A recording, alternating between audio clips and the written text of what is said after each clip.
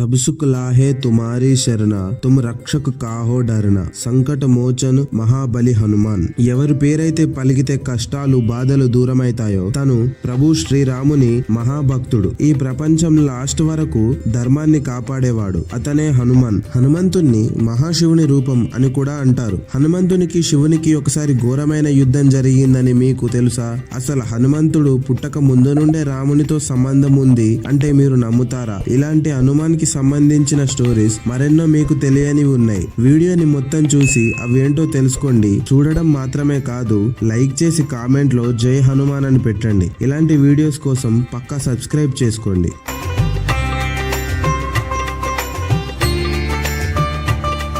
హనుమంతుడు వానర రాజైన కేసరికి అంజనామాతకి సంతానం. ఇది అందరికీ తెలిసిందే. కానీ ఫస్ట్ అంజనీమాత ఒక అప్సరస. తన పేరు పుంజిక్స్థల అని మీలో ఎంతమందికి తెలుసు? ఒకసారి ఋషి దుర్వాస ఇంద్రదేవునితో సభలో మాట్లాడేటప్పుడు పుంజిక్స్థల తన ముందు చాలా సార్లు అటు ఇటు తిరిగింది. దానివల్ల ఋషి దుర్వాసకి చాలా కోపం వచ్చి నువ్వు భూమి మీద ఒక వానర రూపంలో జన్మిస్తావు అని శాపం పెట్టిండు. దానివల్లనే తను భూమి మీద జన్మ ఎత్తింది. వానర రాజుని పెళ్లి చేసుకొని చాలా తపస్సు చేసి వాయుదేవుని అనుగ్రహంతో హనుమంతునికి జన్మనిచ్చింది. హనుమంతుని జన్మకి సంబంధించిన ఇంకొక స్టోరీ కూడా ఉంది. అది చాలా తక్కువ మందికే తెలుసు. హనుమంతుడు తన పుట్టక ముందు నుండే రామునితో సంబంధం ఉండే. ఆనంద రామాయణంలో సార్కండ్ ప్రకారం ఎప్పుడైతే దశరథ మహారాజు పిల్లల కోసం యజ్ఞం చేసిండో అప్పుడే అగ్నిదేవుడు ప్రకటించి పాయాసాన్ని ఇచ్చిండు. ఆ పాయాసాన్ని ముగ్గురు రాణులకి ఇచ్చిండు. కానీ మాత కైకేయికి ఇచ్చిన పాయాసాన్ని ఒక గ్రద్ద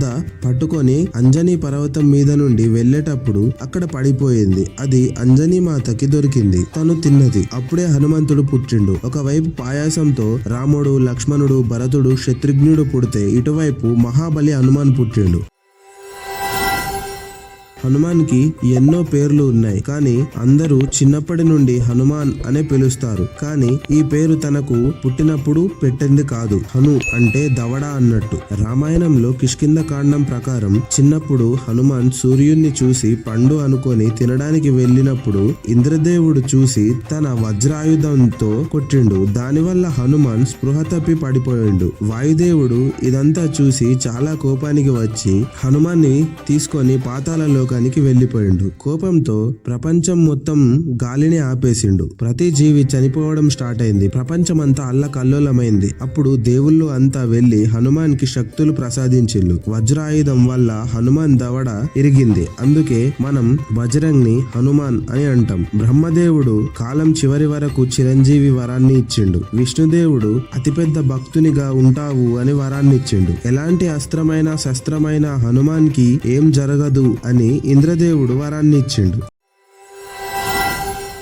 పురాణాల ప్రకారం హనుమంతుడు శివుడి రూపం అని అంటారు. కానీ ఒకసారి శివునికి హనుమాన్ కి ఘోరమైన యుద్ధం జరిగిందంటే మీరు నమ్ముతారా? పద్మపురాణంలో పాతాళకాండ్ ప్రకారం శ్రీరాముడు అశ్వమేధ యాగం చేసినప్పుడు ఒక గుర్రాన్ని వదిలేసిండ్లు. ఆ గుర్రం పరిగెత్తుతూ వీర్మని రాజు యొక్క రాజ్యానికి వెళ్ళింది. కానీ ఆ గుర్రాన్ని అక్కడ పట్టుకున్నారు. ఒకవేళ యజ్ఞం చేసే గుర్రాన్ని ఎవరైనా ఆపితే వాళ్లతో యుద్ధం చెయ్యాలి అని రూల్ ఉండేది. శత్రుఘ్న రాజు ఆ గుర్రాన్ని విడిపించాలి అని యుద్ధాన్ని ప్రకటించిండు. ఇంకోవైపు వీర్మని శివుని చాలా పెద్ద భక్తుడు. అందుకే ఈ యుద్ధాన్ని గెలవడానికి శివుణ్ణి హెల్ప్ అడిగిండు. శివుడు కూడా సరే అన్నాడు. కానీ ఒక కండిషన్ మీద. ఎప్పటి వరకైతే శ్రీరాముడు యుద్ధంలోకి రాడో అప్పటి వరకే నేను యుద్ధం చేస్తాను అన్నాడు. ఎందుకంటే మహాశివుడు రాముని మీద అస్త్రాలు కాని శస్త్రాలు కాని ఎత్తడు కాబట్టి. శివుడు వీరభద్ర రూపంలోకి మారిండు. ఒక భయంకరమైన యుద్ధం స్టార్ట్ అయింది. భరతుని కొడుకు పుష్కల్ చనిపోయిండు. తర్వాత శత్రుఘ్నుడు స్పృహ తప్పి పడిపోయిండు. ఇదంతా చూసిన హనుమాన్ కి చాలా కోపం వచ్చింది. ఒక పెద్ద బండరాయిని ఎత్తుకొని శివుని రథాన్ని పడేసిండు. ఇంకో రాయిని తీసి శివుని ఛాతి మీద కొట్టిండు. ఆ దెబ్బకి బదులుగా శివుడు త్రిశూలాన్ని విసిరిండు. హనుమంతుడు దాన్ని పట్టుకొని ముక్కలు ముక్కలుగా చేసిండు. దాని తర్వాత శివుడు హనుమంతుని మీద